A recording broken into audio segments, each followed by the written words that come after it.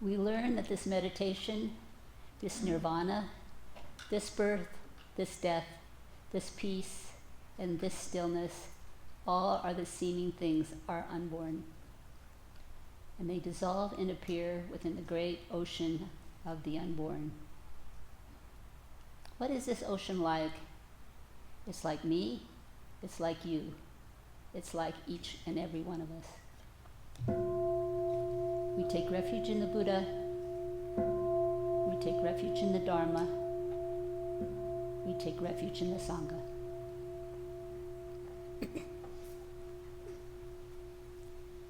Perceiving is a process deeply intertwined with our minds and consciousness.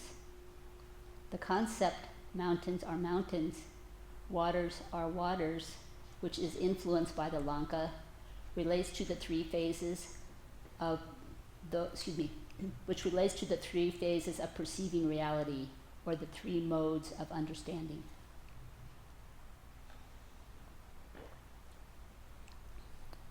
The Lanka mentions those who dwell among the mountains and forests can cultivate various practices and achieve self-realization. This is exactly what we are doing this week. The Buddha said the three perceptions or modes of understanding are imagined understanding, dependent understanding, perfect or ultimate truth understanding. So what does this mean? Imagined reality is basically clinging to external objects and discrimination. Dependent reality means that we recognize things and they arise from causes and conditions. Perfect knowledge or self-realization, that this is the ultimate realization of true nature of things.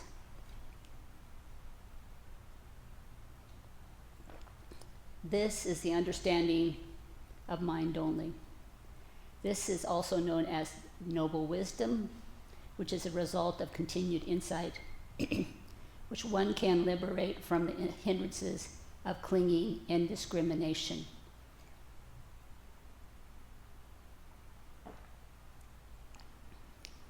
This is the understanding of the non-duality of mind only. The shifts from one understanding to the other may not be linear or sequential. The Lanka encourages practitioners to move from perceiving the world as a solid and independent external reality to realizing that it is a manifestation of the mind.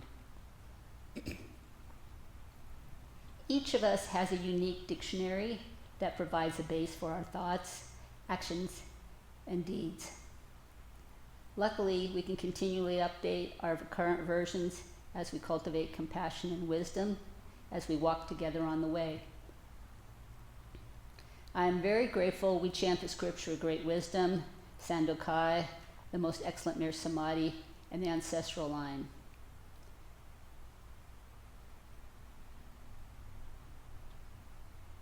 Impermanence, our good friend, helps us from getting bogged down in the mire of views and opinions. The Lanka is helping us to get unstuck, if we are stuck. The Mountains in the Water Sutra teaches about the mode of non-dualistic understanding, where mountains and water themselves are seen as the expression of a Buddhist teaching and Buddhist truth.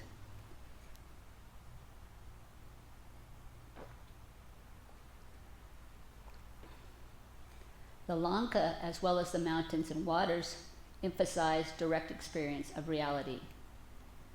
Mountain and waters are alive, dynamic, and ever-changing nature of reality. Everything is in constant motion, even seemingly static things like mountains. Conventional concepts and dualistic thinking limit our understanding. Transcending the limitation of words, of understanding modes, it is through direct experience we recognize the inherent Buddha nature within all phenomena and within all things.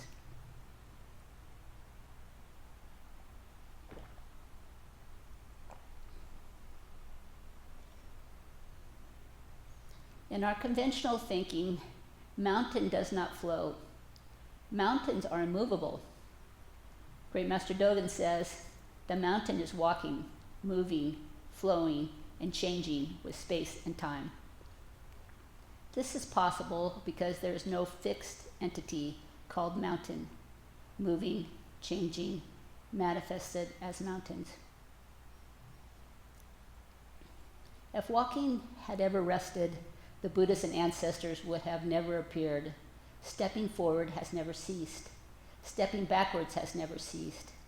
This virtue is called mountain flowing, the flowing mountain.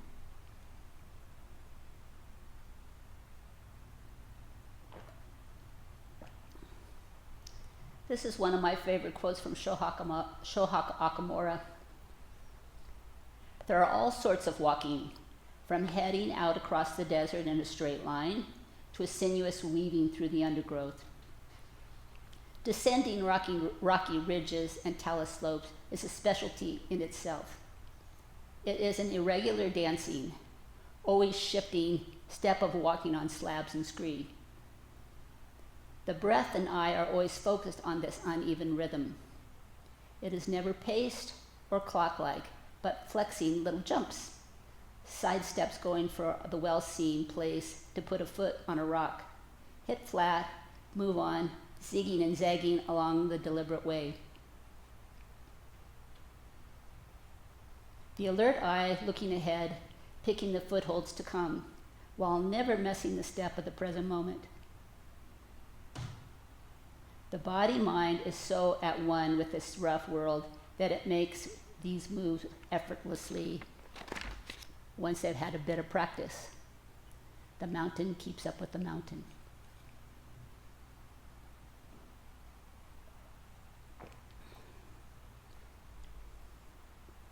We are with the mountains.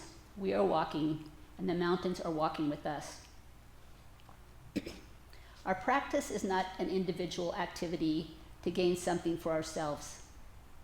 We are part of this entire works, this whole dynamic function, Dogen Zenki. Once we take the Bodhisattva vows, we are walking towards Buddhahood. Zenki translates to total dynamic working or undivided activity. It refers to the state where all functions of the universe are fully and completely expressed in every moment without separation or distinction.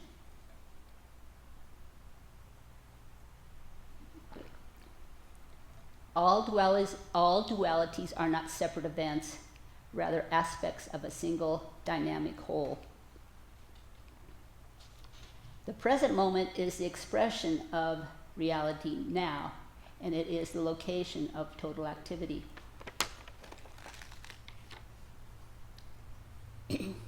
We do many things as our practice. From the time we begin awakening our bodhisattva vows, we continue to practice. We do many different things to fulfill this strange, impossible, and wonderful vow.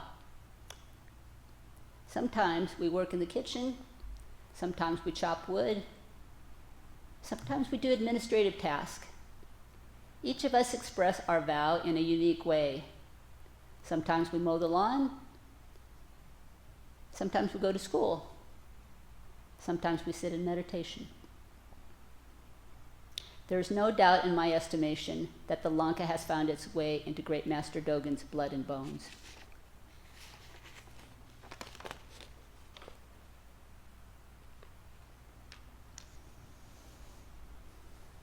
Our daily life is so much more than a journey towards a destination.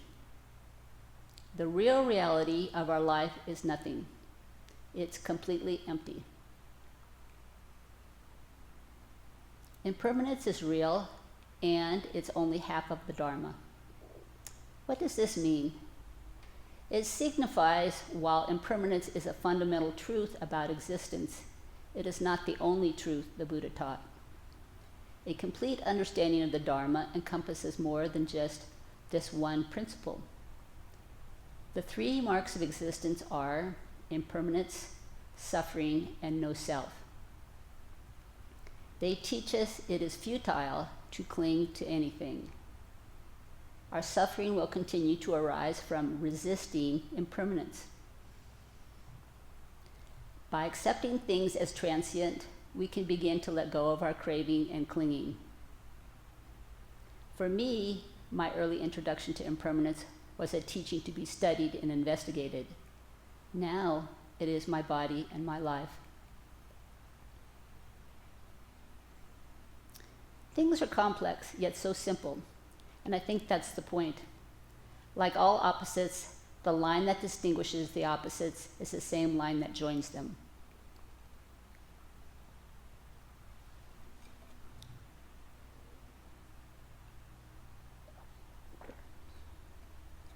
Red Pine states, the highest stage of Buddhist experience is reached when a man comes to realize that things are devoid of self-substance.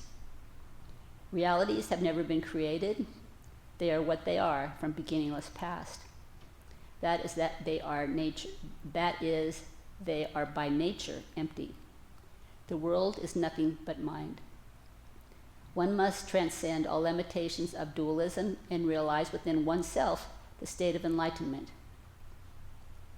Buddhists and ancestors have been dwelling within the mountains and manifesting the true reality of the mountains through their practice. By saying the mountains have appeared, Great Master Dogen is talking about the way people actualize the virtues of mountains and waters through their life. In the early history of Zen, all well-known Chinese Zen masters established their own monasteries in the mountains.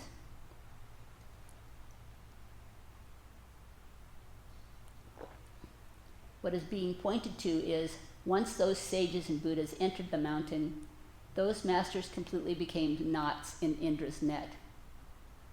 Then the knots disappeared, the masters disappeared, and only the net remains.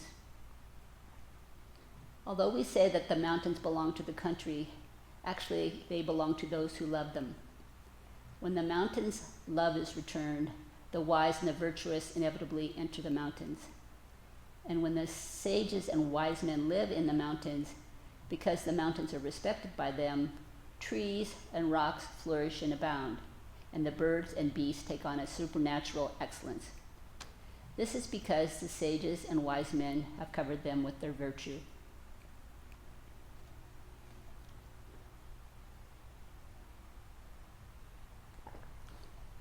The Buddha tells Mahamati, because the various projections of people's minds appear before them as objects, they become attached to the existence of their projections.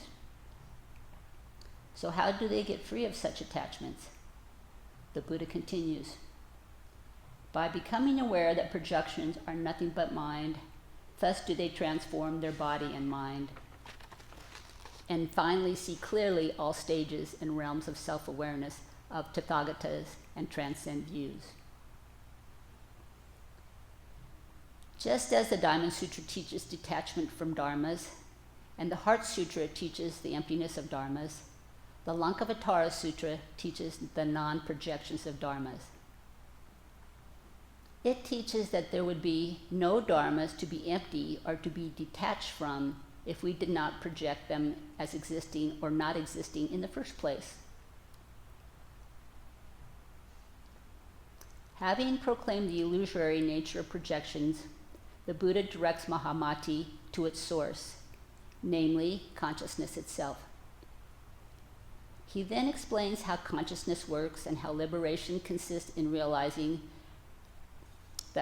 that consciousness is a self-fabricated fiction, just another illusion, and how bodhisattvas transform the consciousness into the projectionlessness Tathagata Garbha, or the womb from which Buddhas arise.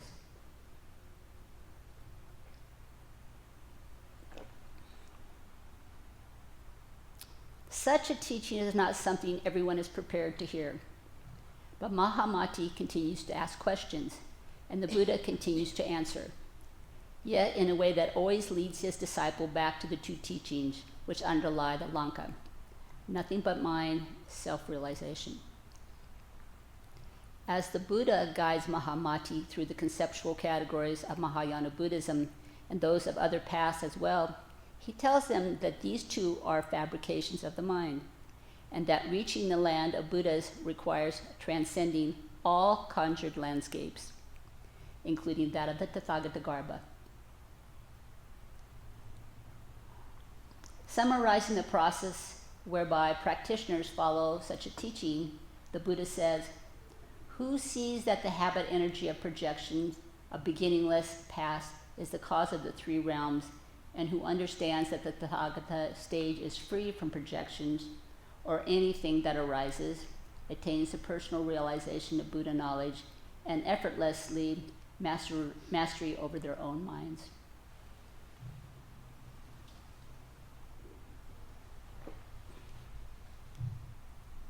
The Lanka emphasizes that the objective world is a manifestation of the mind. Here, manifestation describes the process by which we, due to ignorance and discrimination, mistakenly cling to the manifestation as a reality. And as far as I can tell, manifestation and projection of the mind are closely related and often used interchangeably in explaining mind-only doctrine.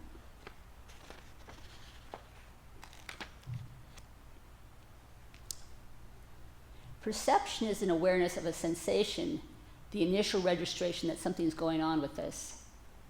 And as Buddhist practitioners, how do we respond to this perception? Whether it is an event, a thought, or feeling, inside or outside, meet it with mindful awareness and non-reactivity. It's helpful to acknowledge impermanence, as this will lessen attachment to positive experiences and resistance to unpleasant ones. Without manipulating or controlling it, accept the reality of the situation as it is. This does not mean passively enduring suffering. Rather, acknowledge its presence without adding additional suffering through resistance or aversion.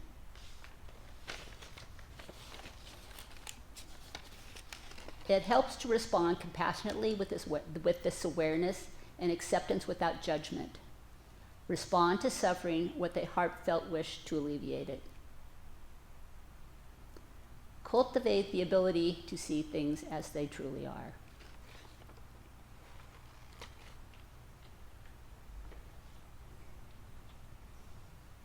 According to D.T. Suzuki, the whole Lankavatara is just a collection of notes unsystematically strung together. It is a useless task to attempt to divide them into sections or chapters or under specific titles. Perhaps what D.T. Suzuki was referring to is that a systematic and full account of the Dharma in words and thoughts is to be purposely avoided, which the Lanka sets out to do. To do so will most likely entrap readers in a reliance on doctrinal teachings, in word, in thought, and in form, a trap that the Lanka repeatedly warns against.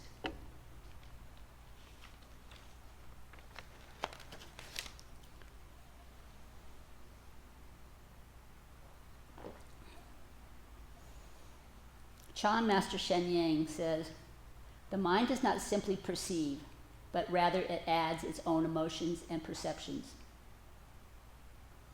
Give rise to that natural, direct response. Only perceive what is in front of you and give rise to nothing more. Then there will be no vexation. If you can, when you first see something, let your first reaction be exactly what is before you, not what your mind introduces. You will be in accordance with the Buddha nature and undefiled state of purity. There is nothing that should engender hate or greed." So I think this is a very good way to apply to our practice, to our daily activities. Let's say if we feel threatened or vulnerable, or actually to any activity, it's easy to say, maybe more difficult to do consistently. But if you can, when you first see something, let your first reaction be exactly what is before you, not what your mind introduces.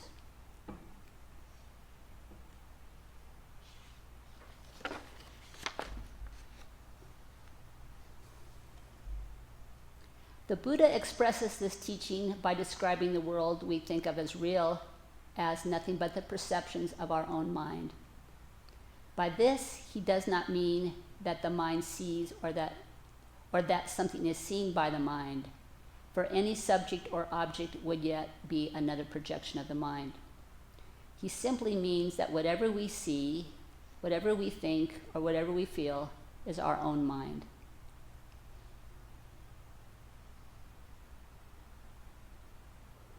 So, if everything is mind only, what are other people's minds? No, other people's minds are not your own mind, because you do not exist in the way you think you do. There is no thing, no separate non-mind thing that is the owner of that mind. Mind itself is empty. Mind itself is not real. When we say we take refuge in the Buddha, we take refuge in the Dharma, we take refuge in the Sangha, what these words mean to each of us will be different. And when we experience these words in our heart and in our life, a transformation occurs which includes trust, faith, and compassion, which disappear into a vibrant daily life of practice. The Lanka has given us a different perspective and assures us that there is no need to connect the dots, because the dots are already interconnected and interdependent. We live in a world of blessings. May you find joy in the simple things, find peace and be content, and may your practice prosper. Thank you. Homage to all the Buddhas in all worlds.